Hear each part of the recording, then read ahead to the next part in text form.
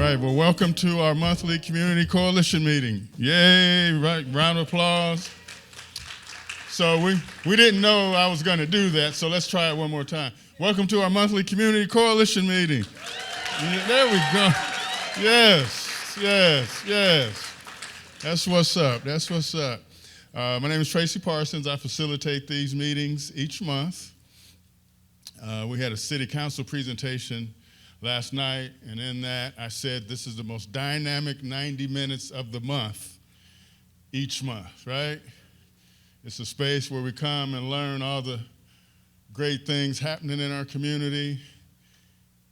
Occasionally we talk about some really tough issues. Occasionally we come up with solutions. We build partnerships. We welcome new people. So who's first-time coalition today? All right, great group. Just give them a round of applause.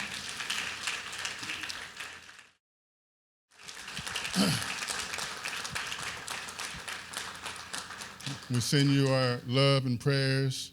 Can't imagine what your family's going through right now. So thank you for coming out to the coalition meeting today. All right, so we're gonna start off talking about our Black Mental Health and Wellness Conference. Donna Tanner Harold.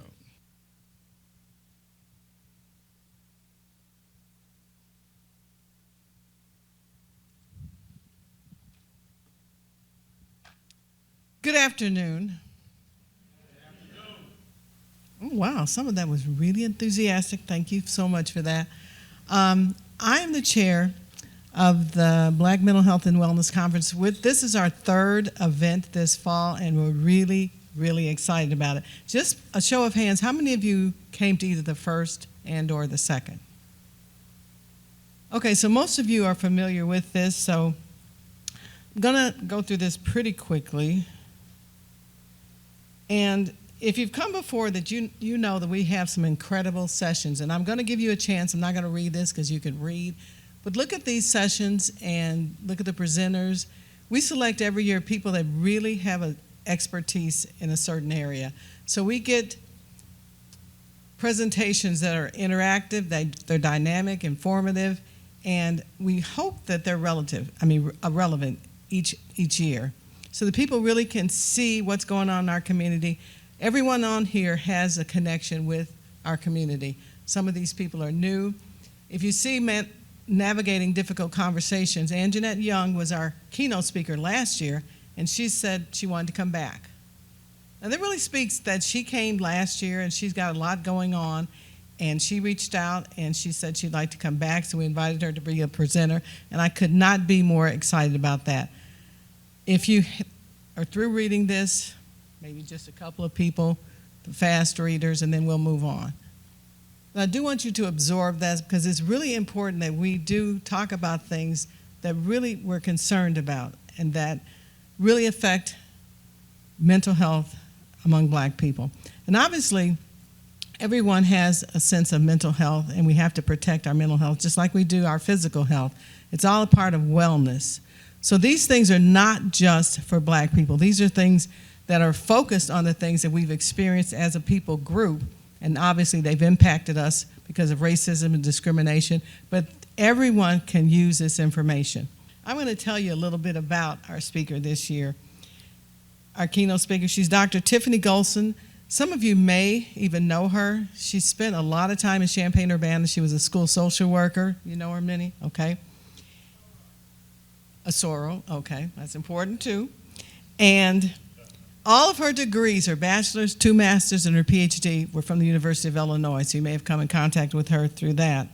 She's currently the director of the Parent and Student Support Services for East St. Louis School District, and she is truly an advocate.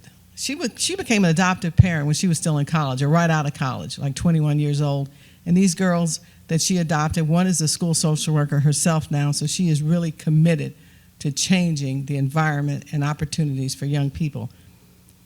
She believes that by seeking to identify, understand, and address the root causes of poverty, violence, and trauma, we can support those who are most in need. So she focuses most of her work on children, and she states that in the collective interest it's in our collective interest to do so, to focus on those most in need, because it helps to build a stronger and more resilient community for all of us.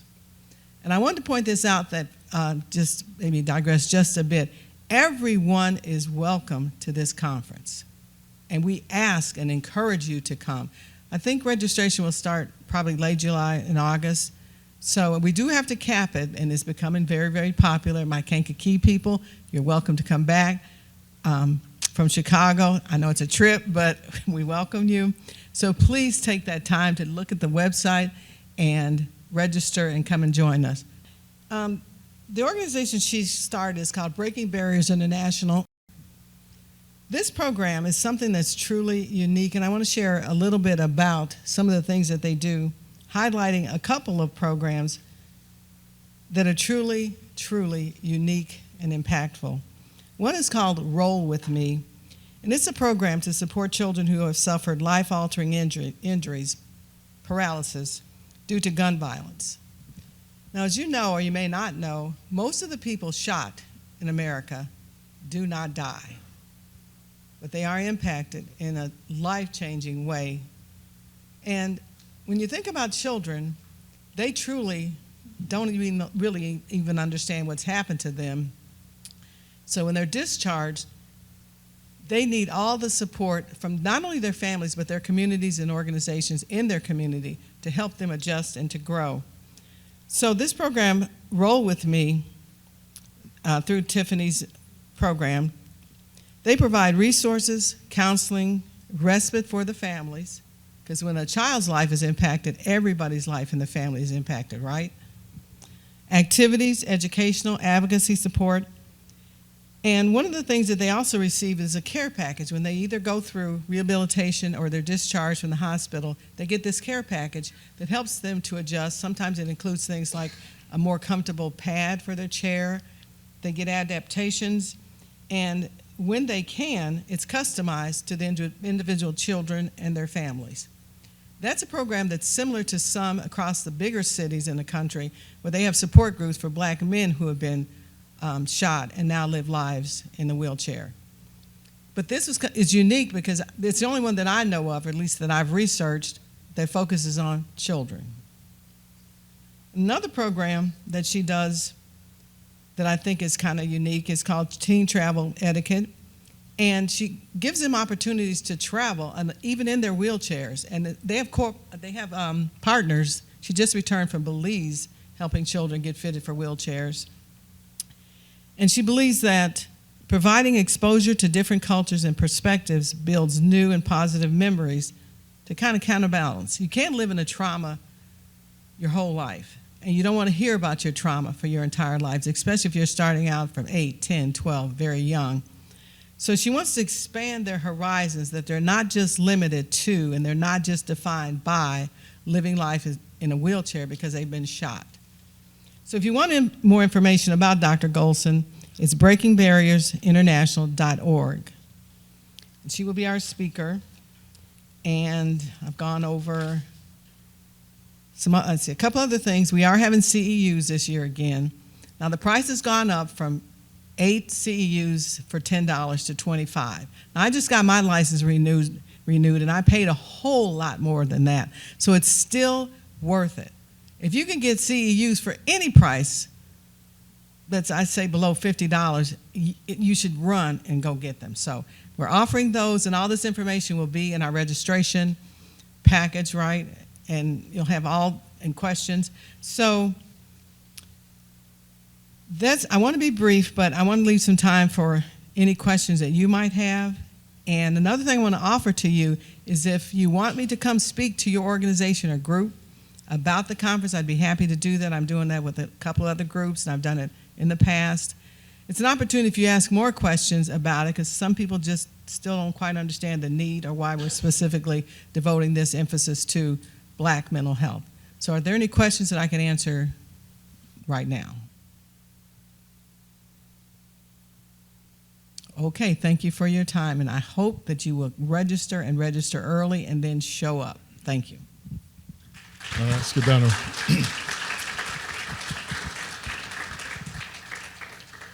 Yeah, Donna's done just a phenomenal job organizing and putting this together each year. So JR is going to come up and talk about our community health plan. Hello, everyone. Well, that's nice to hear. So we've got last April 14th, we had a public meeting at the Champaign Library.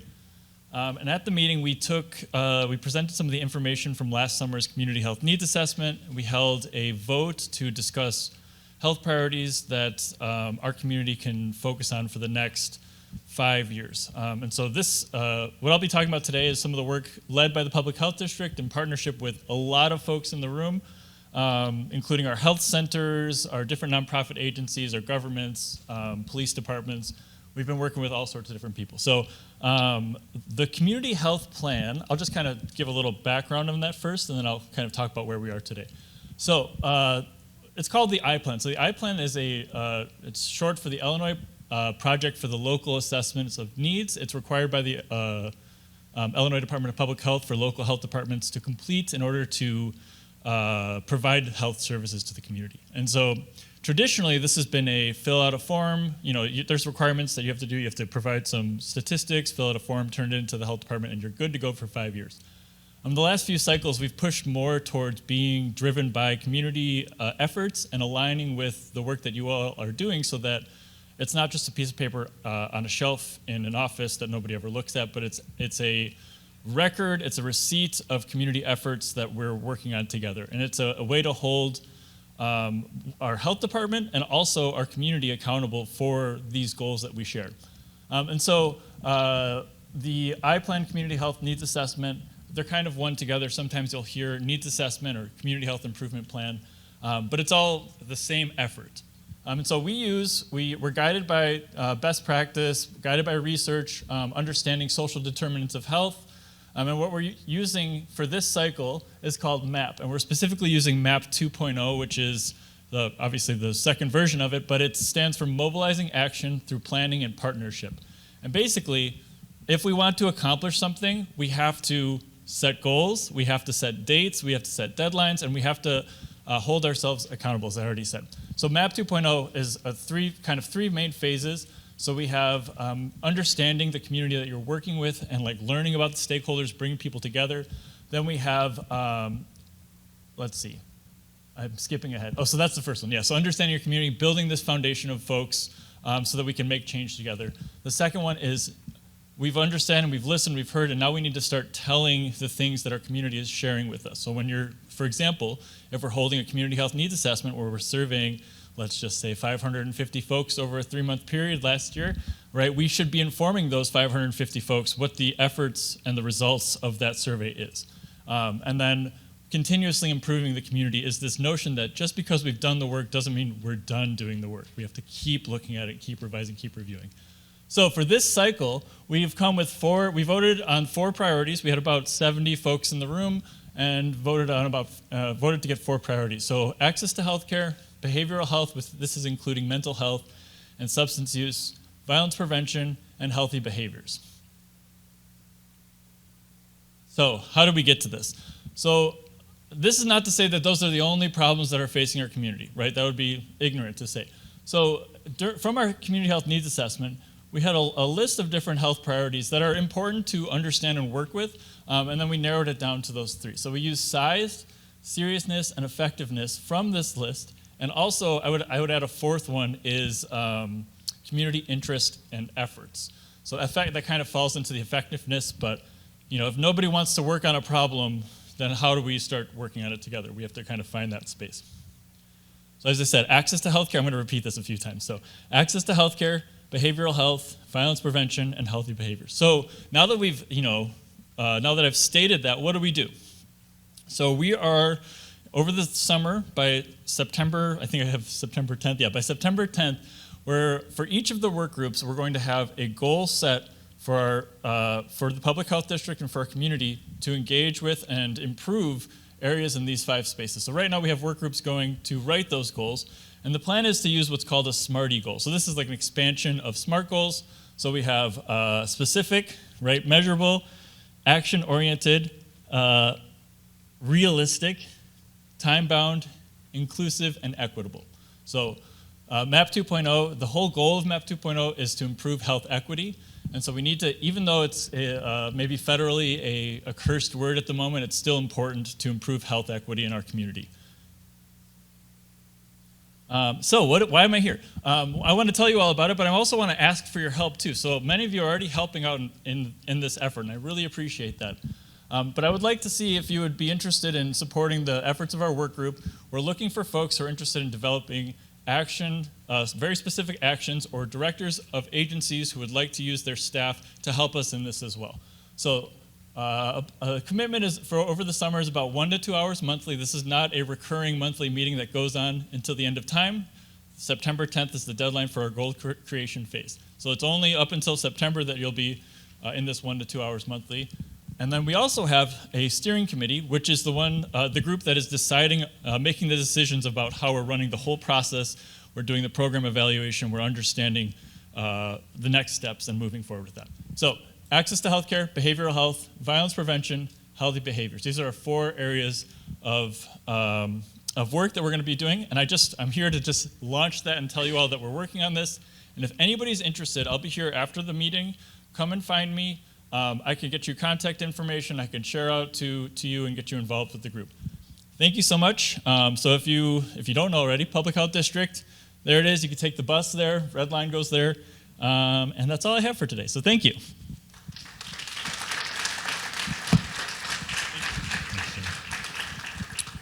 All right, so those of you here for the first time, a key part of each one of our meetings is our law enforcement leadership comes and shares an update with us. So we'll bring them forward and give them a round of applause at this point while they come up.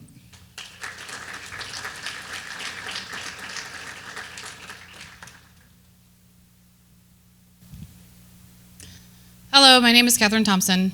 First and foremost, Chief Teller is sorry he cannot be here today. He's attending to other things right now, so I'm stepping in. I'm a lieutenant at the Champaign Police Department in the North District of Champaign.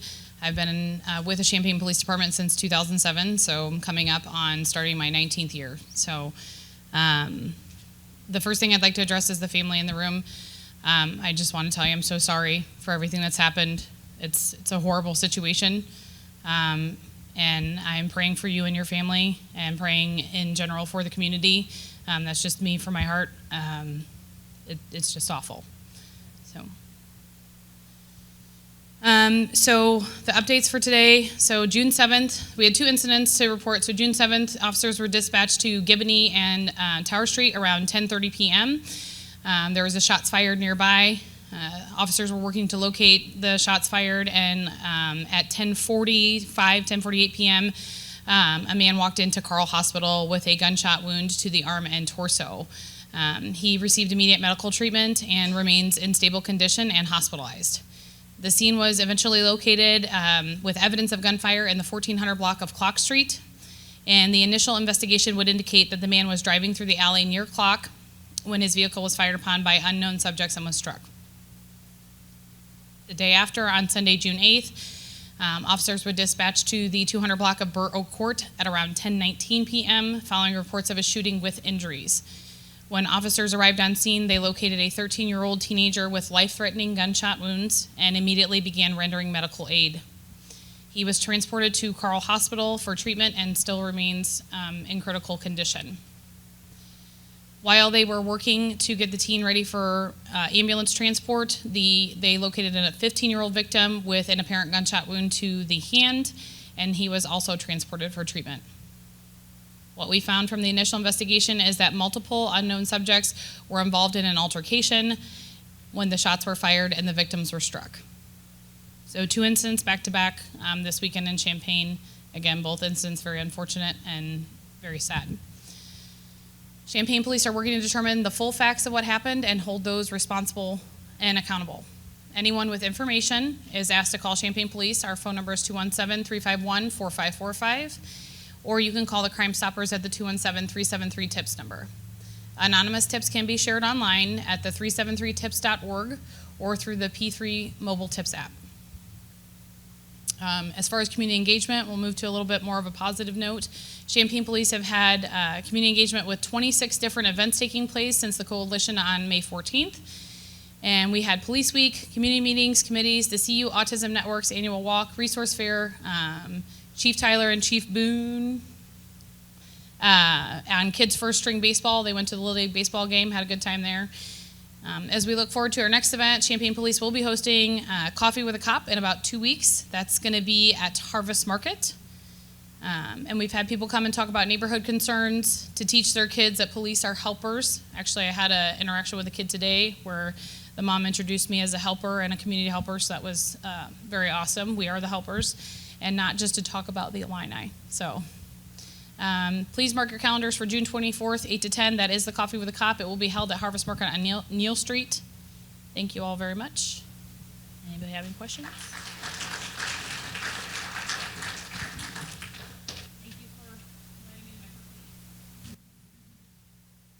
Good afternoon, everyone. Dustin Harmon, Champaign County Sheriff. So the Sheriff's Office has not had any shooting incidents to investigate since our last coalition meeting. However, I do want to reiterate that we are one community, and so the Sheriff's Office continues to provide support to the Urbana and Champaign Police Departments as we tackle this gun violence issue. So my heart goes out to you. Every time I hear about a shooting, my heart just sinks. And so I just like Catherine said, my heart goes out to you, and we're praying for you. As far as some events that the Sheriff's Office has coming up, Friday morning at 5 a.m. So we have the Torch Run, which is the Law Enforcement Torch Run, which supports Special Olympics of Illinois. Every year, officers get together and they run across the state, but we're picking it up in Fisher, and then we will ultimately end up at Parkland College. And so if you see a parade of officers running, that's what they're doing. Support them, cheer them on. Some of them are running, I think, about 30 miles, including a couple of my deputies, and I'm tired just thinking about running 30 miles. On Saturday, there's a community fair up in Rantoul on the old base. I'm also a member of Champaign Rotary, and so the Rotary clubs in our district are putting on a community fair with resources and things like that. So if you're from Rantoul, I encourage you to stop by there. You can always see me. I'm not organizing it at all, but you can always see me if you want more information about that. And then lastly, the Sheriff's Office is having a recognition ceremony for our employees on April the 25th at 2 p.m. at ILEA's. So we will recognize Deputy of the Year. We will recognize some other commendations, especially some life-saving awards and one community award.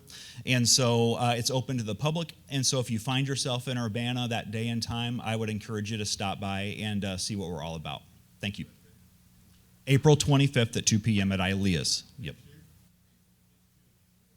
June. I do write down April. I did. June. Thank you, Tracy. Thanks, Sheriff.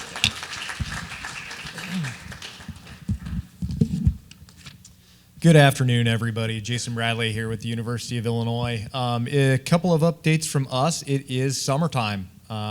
So most of our normal population has gone back home for the summer, but we've had quite a few vehicle burglaries, stolen motor vehicles around campus, and a lot of these are crimes of opportunity. So we're encouraging the community to remind everybody, put your belongings in a safe place, make sure you lock your doors, make sure you keep your car in a secure place. We have cleared about 30% of those in the last month, which is actually a pretty high clearance rate, but still we would prefer if we didn't have to investigate any of them. We're still asking the public to kind of help us by keeping the things locked up. We have had 2 very successful arrests lately that I wanted to talk about, some of our recent technology advances. First one would be on May 15th. Suspect vehicle was stolen from the 500 block of South 2nd Street, and later that afternoon it was identified on flock license plate cameras in Bloomington Normal. They followed that car back to Champaign, Urbana, where it fled from a traffic stop with the Illinois State Police. We actually got a really good video from a resident that helped us from a doorbell camera. Sharing that information with us helped us identify a suspect, make an arrest, and get a search warrant to conclude that case. And then another really impressive work by one of our second shift officers just yesterday. We were contacted by a Champaign County deputy on an assist regarding a vehicle that was identified in the campus area from the license plate readers again. Vehicle was involved in, or well, it was actually being driven by a suspect of a child abduction case from Jackson County, Illinois. The suspect was a parent who'd violated a custody agreement, fled the county, and was subject to a full extradition warrant. So knowing that vehicle was in the campus area, one of our officers located it at a gas station and found two children, a 6-year-old and a 3-year-old. The children were taken to a safe place, taken care of, reunited with the other parent, and the suspect was taken into jail. So that was just a really good win for us, a really good win for the community to be able to use that technology. In the event world, we are looking forward to hosting the Champaign County Freedom Celebration on campus. That will be July 4th. Events run throughout the evening, starts at 4:30 with a parade. There'll be a youth run, a 5K run walk, entertainment, food trucks, and fireworks will start at dusk, so you don't want to be late, and make sure you get a seat for a good spot in the grass. And finally, she's probably not going to be super happy with me, but I would like to recognize Shanice Cooper, our juvenile engagement coordinator. She will be starting a new chapter with family and moving on from us, but she has served in that role since 2022. It's a role that was new for us at the department. She played just a key role in developing some of that programming that we do with the Police Activities League. She's worked with leadership groups at Urbana Middle School and really laid great groundwork for a position that we felt was super impactful for us within the Division of Public Safety and within the community. So I did want to recognize Shanice, that she probably won't be here next month, but I did want to thank her in front of this group. That's all I got. Troy Daniels from Parkland College. I'm the chief. To the family of the young one that was shot, I hope you feel everyone's love and prayers for you. We pray that that your child heals quickly and completely. So our many people have been talking about it, and we're heartbroken with you. So. Officer Jessica Alvarez just came back from Carbondale, a 2-day instructor course in Carbondale. It's on de-escalation, realistic de-escalation. Obviously, that's something that officers need to learn constantly. New techniques, how to take people who are amped up and take them down. So when she comes back, she's going to begin to train our officers what she learned. She was pretty excited when she came back with what she learned. Sergeant Sampan Penland just came back from a conference, the PLECET conference. There were also a lot of officers from the Urbana Police Department at that conference, and that stands for the Professional Law Enforcement Community Engagement Training. So sworn and non-sworn personnel, they have the opportunity to brainstorm, attend specialized training, and professional development courses to learn how to work on community projects and forge partnerships.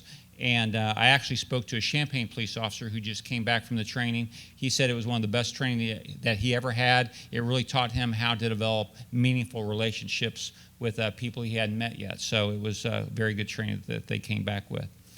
SWIFT program from Parkland just launched the telecommunicator 911 training this last week. We have 9 people that are learning how to be potentially 911 dispatchers. Our METCAD dispatchers, that's a really, really tough job. And so recruiting as many people as we can to try that out is helpful, and Parkland is happy to be able to help provide that training. We also have officers taking part in the torch run that's starting off in Fisher. The sheriff mentioned that. If you happen to see me running, I hope you stop your car and let me in and take me to the finish line. On June 17th, our college is hosting the Y on the Fly from 11 a.m. to 3 p.m. The Y brings a lot of their youth to the college. We get to play basketball. It's not just Parkland officers. There are a lot of local police agencies that come there also. And we get to see just how bad at basketball we are, because these kids today, man, they are taller and faster than I am. Okay, have a great day. The best dressed chief of Champaign County. I'm wearing the same thing you guys are wearing. At any rate, to the family of the unfortunate event You know, I've been in this business 30 plus years, and I've seen well over 4,500 young black men shot or killed. And that's just, for the most part, from Norfolk, Virginia, where I'm originally from.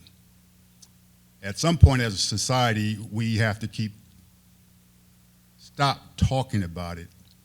We have to do something about it. And there are processes in place that can at least mitigate some of this, but it's going to take real conversation and teamwork and data sharing. Every time I get up here, you know what's coming. Let's go. So, our most recent shooting, June the 8th, 1200 block of Brookstone, an offender standing outside fired multiple rounds at a vehicle as it entered the parking lot. Occupants of the vehicle also unidentified returned fire. The vehicle fled. 30 shell casings were recovered from the scene. Fortunately, nobody was injured. I can tell you, without even being there, this is gang related. That's what it is. I can tell you, without even having issue or recovery of the guns are stolen. That's what it is. I can tell you 9 times out of 10, those guns are from a different state. That's what it is. I know this because this is what I do. I'm passionate about gun violence, and sooner or later, we're going to start making inroads on this. Stand by. Of note, I want to highlight last year this time, in the last 30 days, last year this time, we had one shooting every 8.7 days. 30 days, last year this time. This current time, 30 days, we've had one shooting every 4 days. That's a clue, folks. That's telling you there's more guns, there's going to be more shootings. Now, we can sit here and pontificate all we want. We'll continue to do such until someone says, what are we going to do? And I've been preaching this for 23 months. What are we going to do? Next. You went too far. Thank you. So that figure 8 is the figure 8 that I call the Urbana Triangle, so to speak. Crime is consistent in those red areas. So this is gun activity for 2025. Shootings, we'd had 2 homicides. Shootings with injuries, we'd had 2. Shootings without injuries, we'd had 6. Robbery with a firearm, we had 4. Aggravated assault with a firearm, we had 13. We've seized 24 firearms thus far, and what I mean by that, we're able to take a gun off an individual without anyone getting hurt.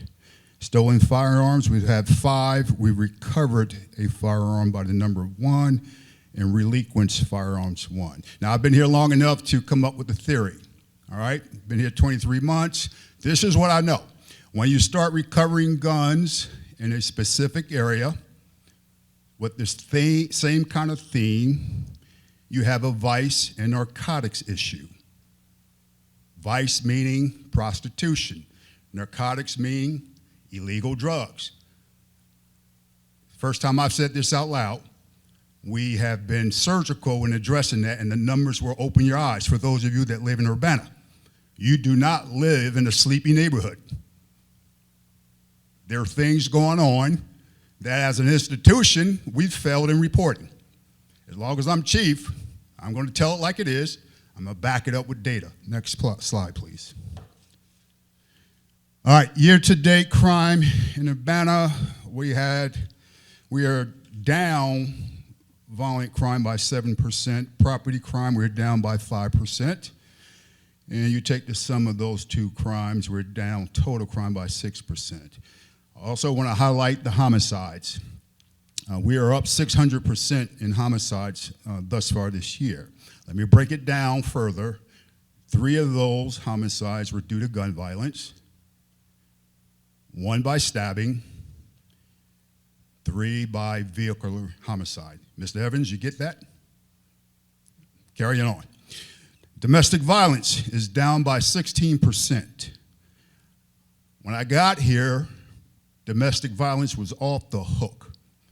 I like to think because we started sharing data with Courage Connection, Land of Lincoln, and other organizations that asked for the data, we started meeting and starting pointing them to frequent flyers. I'm hoping that we're starting to see some inroads from that. So we're down 16%, would equate to 32 less incidents. Next, please. Year-to-date violent crime map. Again, you see the figure 8, the crime is contained. When the crime is contained, we can go back decades and speak about why, but we don't have time. So homicides, as I said, we got 7. Rape, we've had 5. Robbery, we have 12. Non-fatal shootings, 10. Domestic battery, 172.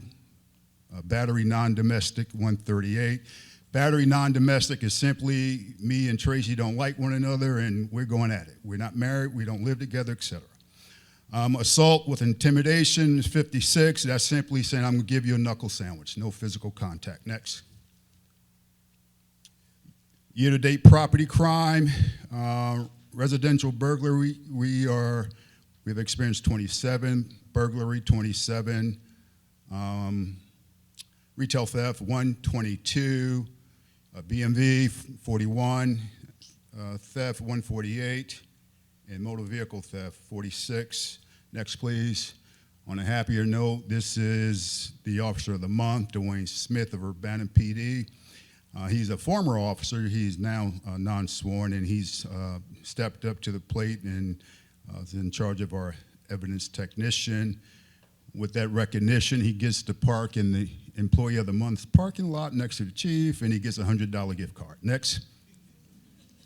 All right, Troy Daniels spoke about this event in Chicago. We sent several of our officers there. And coming to Urbana, one of the things I recognized that we weren't very heavy in the community by way of authentic community relations. Now, no punches, not trying to poke. Coffee with a cop is fine, but you don't get to know anybody in an hour. So I like activities where you see that person every day. So having said that, I sent my officers to Chicago to speak with other agencies that actually do that. And much like Mr. Daniels said, they were surprised. I come from an environment where we did that. We did that a lot. I'm happy to announce I have partnered with Tracy Dace of Dream, when I say I, the police department, as well as Urbana Park Department and CU Church, to announce a summer camp for Urbana young black men to keep them out of trouble. Now, folks, put your hands together for that now. I shouldn't have to encourage you to do that. That's the first time the Urbana Police Department has done anything like that. I told you when I arrived, we're going to have real relationships with you or without you. We're going to get it done. I'd rather do it with you. Next. All right. No questions? Way in the back. When we talking about these homicides, we never talk about the fentanyl overdose. And I lost a client to a fentanyl overdose. I was on the scene when he overdosed. I tried to give him Narcan and CPR. He's already dead. We talk about the gun violence. We don't talk about all the overdoses that's happening in this community. I wonder why they're keeping it so secret. I'm glad you said that. So I met with J.R. Lill of Champaign Urbana Public Health District and his team. We met on June 2nd. We discussed how we're going to address overdoses, okay? We come up with a systematic plan to address fatal and non-fatal overdoses, tobacco prevention, as well as violence prevention. Does that answer your question? Okay, it's a start. All right, let's give please, Chief and police.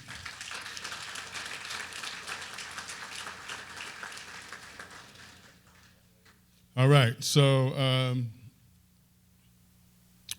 let me transition us out of this place. So we're going to have a meeting next week. We're going to have a community-wide meeting next week to talk about how we pull this together. We don't have a space or an entity or a group that's pulling us together to have these conversations. So we'll get this scheduled for next week. Public open meeting to talk about our gun violence and approach and getting that handled. All right, so next week is Juneteenth. As a community, I've been very, very pleased over the last couple of years, the number of ways that we have celebrated the holiday, the event of Juneteenth, the important recognition that that holds in the Black community and for all of us as a community. So we're going to have a couple updates about activities that have taken place over the next week, and Karen and Tri is going to start us off talking about, come on up. Hi, I'm Shay. I work with Karen. I want to talk about our Juneteenth event happening on Monday. So any of you have gone, last year was amazing, amazing for everyone. I mean, there's music, there's food, there's arts, great conversation. It is at the Champaign Public Library starting at 6 o'clock, June 16th. It is an amazing event. There's art, there's music, there's food. I can't express. I went last year. It was my first big introduction to Tri, and it was amazing. When I say, did I say amazing? Amazing. There was art, there was music, there was great conversation, great community, and everyone from every color. They were there, and it was a big community, and it was lovely. I brought my daughter. She was impressed. She was so impressed that she started doing photography because there was photos. So bring your kids, register. We have flyers in the back. So, and I know there's gonna be great food. I do know the person who does the desserts, and she makes some amazing desserts, and it is reaching everyone. So Black-owned businesses, and we're here to just inspire. So please come out, bring friends, bring people. It's at the Champaign Library, so if it's, you feel a little overwhelmed, grab a book, but it is a beautiful, and it's going to be a very nice event. Yes, so June 16th at 6 p.m., please register. We just need a good old head count. So if you bring in 8 people, register 1 and just say I'm bringing 8 people, and it's gonna be really nice. Did I say it was amazing?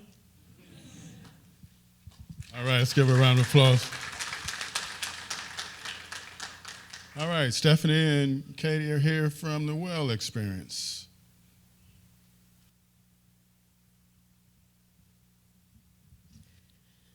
Thank you, Tracy. Hello, everyone. As you said, I am Dr. Stephanie Cockrell, the Executive Director of the Well Experience, and my counselor is here with me, Katie. And so I am excited. Just for those of you who don't know who the Well Experience is an organization in Southeast Urbana.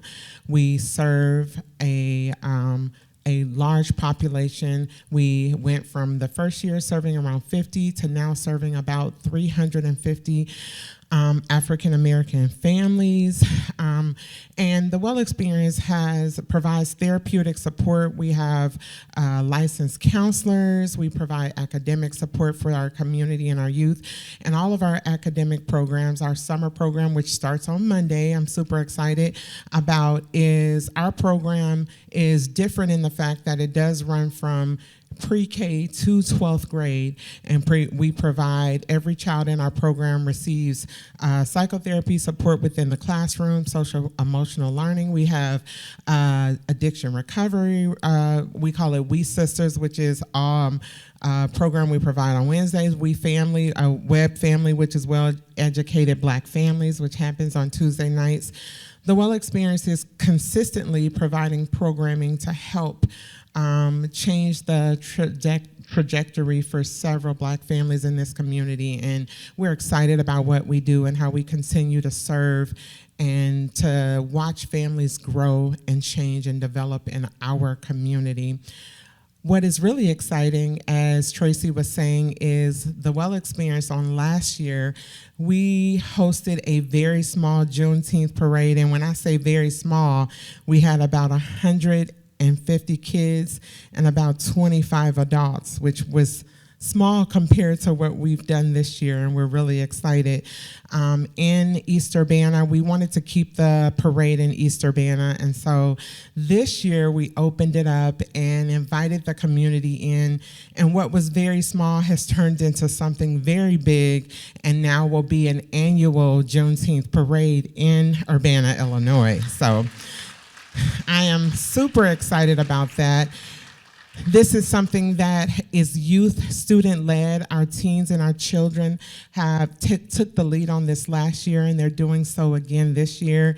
And all the things they've done, the picture you see of that is us standing in the middle of the street last year singing This Little Light of Mine with 100 kids, and it was beautiful and amazing. So this year we have several organizations that joined in with us to make this even better, and we are joined by several community spaces, the fire department, the police department, the city of Urbana, the sororities. I want the Divine Nine with us. And so we have a lot of people. So whether you're on the sideline walking with us, donating candy, because we need more candy, just throwing it out there, or whatever you want to do to help support this, we are all about pulling together and keeping this being an amazing event. At the end of that event, it will end in Crestview Park, where we will be feeding the community. There will be tables set up with information and things, and there will be a small presentation, and we do have a few families that will be sharing about some of the community gun violence they have experienced and some of the loss, because I think it's really important for us to talk to our youth about who they are and the identity they're supposed to have, as opposed to the identity that the community wants them to think they have. Our youth are amazing, and they're doing amazing things, and we need to make them aware of that. We'll also have a voters registration table, because Juneteenth, what is freedom without voice and choice? We need to make sure that we remember our voice is very important. And of course, I can't leave this space without telling the family who is dealing with the beautiful baby that I actually worked with for a while that I love y'all so much. I love y'all, and my heart goes out to y'all, and I'm here for y'all. The Well Experiences will consistently and continue to be here for you however we can. Let us know how we can best serve you. Thank you all.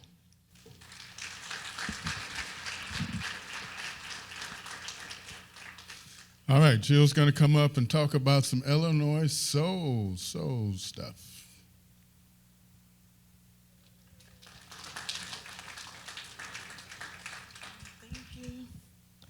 All right. Good afternoon, everybody. I know everybody's ready to wrap up and go home, right? Just my heart goes out to the family. You all, it takes up so much courage to be here. So our heart goes out to you, and anything we can do, please let us know. Got two quick announcements. The threat is real, y'all. So if you can, please take time to help us now and take action to help protect public media. And that does include Illinois Soul. So you can help us take a stand by going to the website, will.illinois.edu/protectwill, and it takes 5 minutes, and it goes to our representatives, and the threat is real. It'll be 20% of our budget, which is $1.5 million. So ouch, that would not be good. All right, but on to happy news. We've got To Live Kweli coming, y'all.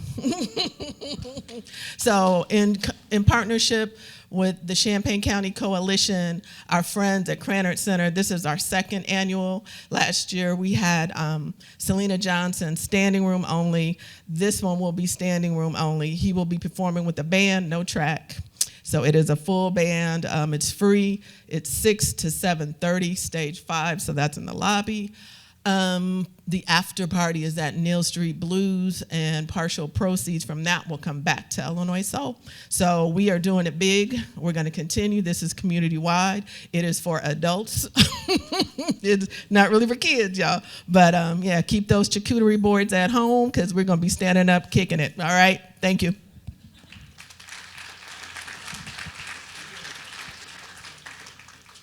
All right, Mary's going to come up and talk about some Champaign Park District activities.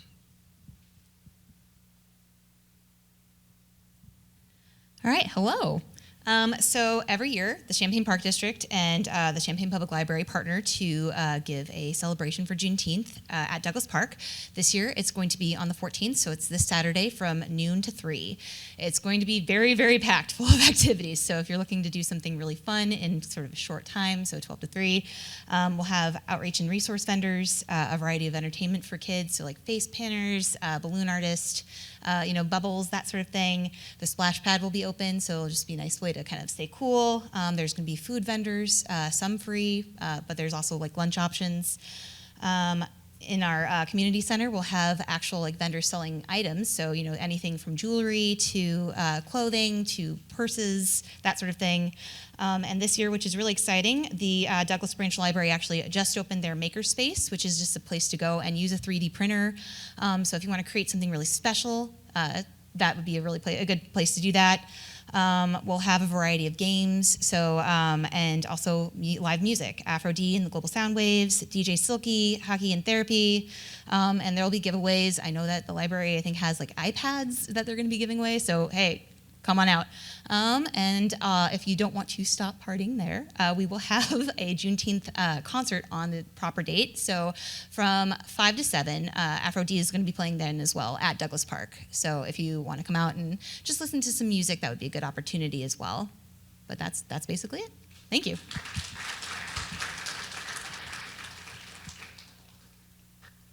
Chief is going to talk about Juneteenth event tomorrow. My apologies. Tomorrow we're celebrating Juneteenth at 12 noon at the Urbana Fire Department. If you can make it, please do. And I think we have a couple other events after that as the week moves on. Thank you. Katie, are we doing anything with, our intern? Wonderful. We love that. Hi guys, my name is Maisie.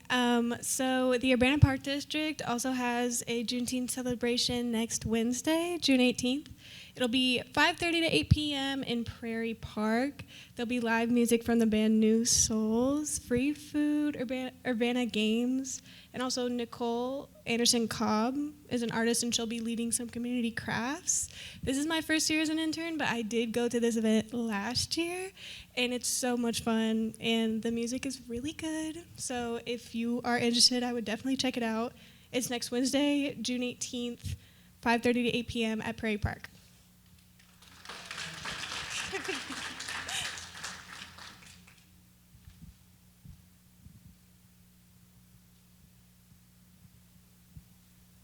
My big brother's putting me on the spot. I wasn't going to say nothing. Good afternoon. On Juneteenth at Bethel from 10 to 1, we are graduating our second cohort of the communiversity.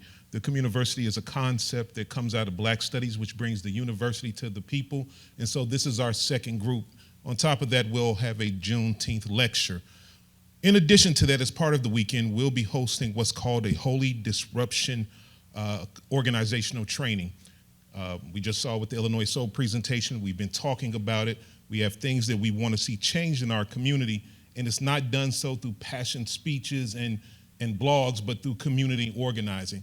And so Live Free Illinois, an organization that has won major battles, most recently the Clean Slate bill that gives our felons their lives back, will come down and host that. That'll be June 21st at Bethel from 10 to 1. Both of these events are free, and I would love to see you.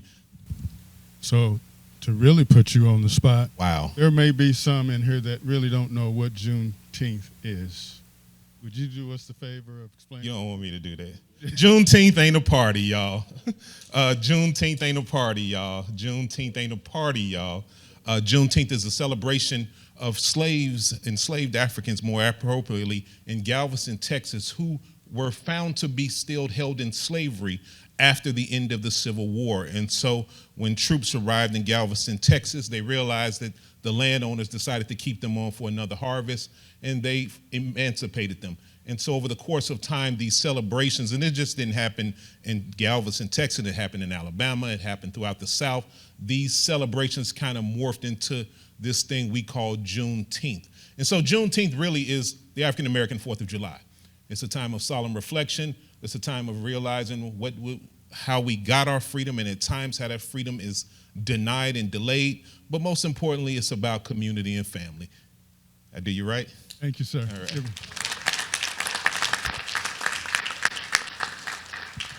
All right, so we've got a minute or two. Is this thing working? So you're going to just do a little bit on the reparation meeting from last week. Many of you were able to attend the reparations meeting last Thursday evening. If you didn't get a chance to be there, it is available on Facebook. Just go to Champaign-Urbana Reparations Coalition. And I want to just really recognize the trauma that your family has experienced and the ongoing pain. May God be with you. All right. So we've heard the calling that we need to have some more intentional conversation, and we'll make sure we get that scheduled and find a location.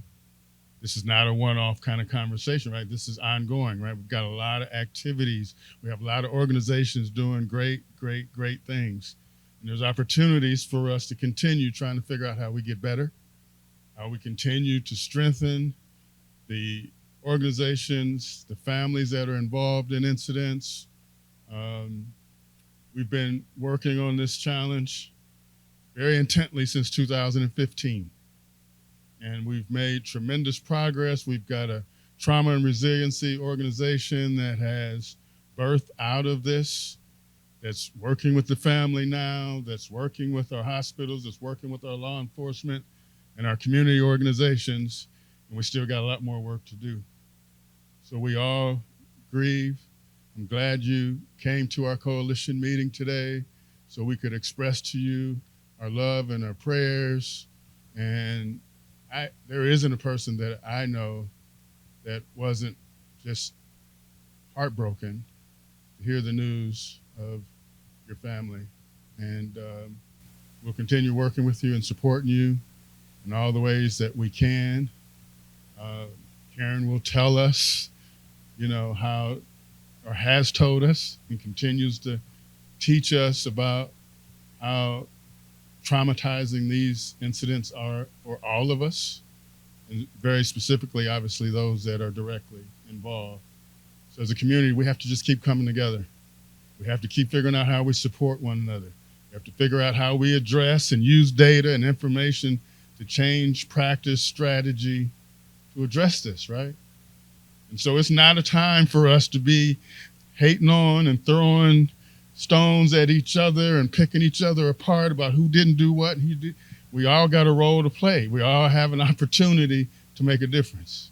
So it's easy to sit on the sidelines, right? Talk stuff about who didn't do what, but that's not going to solve this for us.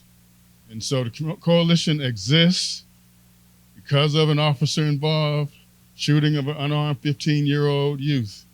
And since 2009, we've been fighting this battle, trying to address and eliminate our gun violence crisis that is not only in this community, it's across the country. Thank you for what you do, and we'll see you next month.